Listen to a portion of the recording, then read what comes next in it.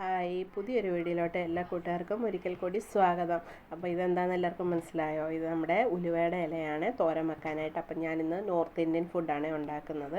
അപ്പോൾ ഉലുവയുടെ ഇലയെല്ലാം പിച്ചിയെടുത്ത് കഴുകി അതുകൊണ്ട് തോരൻ വെക്കാൻ എടുത്തിട്ടുണ്ട്. ആദ്യം ജീരകം പൊട്ടിച്ച്, കടു ഇടത്തില്ല, ജീരകം പൊട്ടിച്ചിട്ട് നമ്മൾ സവാള വഴറ്റി പച്ചമുളകും കൂടെ വഴറ്റിയിട്ട് അതിലേക്ക് ഉലുവയുടെ ഇല ഇട്ടൊന്ന് വാടിയതിന് ശേഷം തേങ്ങ ഇട്ട് കൊടുക്കണം. പിന്നെ ജീരകപ്പൊടി, ഉപ്പ്, മഞ്ഞൾപ്പൊടിയൊക്കെ ഇട്ട് കൊടുത്തിട്ട് അതൊന്ന് തോത്തിയെടുത്തിട്ടുണ്ട്.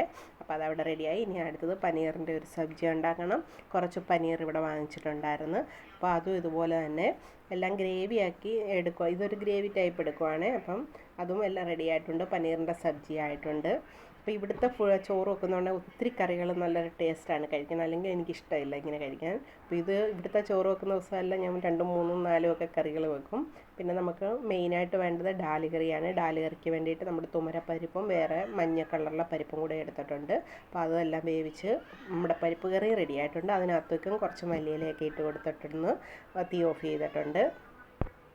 പിന്നെ കുറച്ച് രാജ്മ എടുത്തിട്ടുണ്ട്. അതും ഇവിടെ ഇരുന്ന് ഞാൻ വെച്ച് വേസ്റ്റ് ആക്കണ്ടെന്ന് വെച്ചാൽ അതിൻ്റെയും കൂടെ ചെറിയൊരു സബ്ജി ഉണ്ടാക്കി കുറച്ചെടുത്തിട്ട് കുതിർത്തിട്ടാണ് പിന്നെ കുക്കറിലിട്ട് വേവിച്ചിട്ട് അതും ഗ്രേവി ആക്കിയിട്ടുണ്ട്.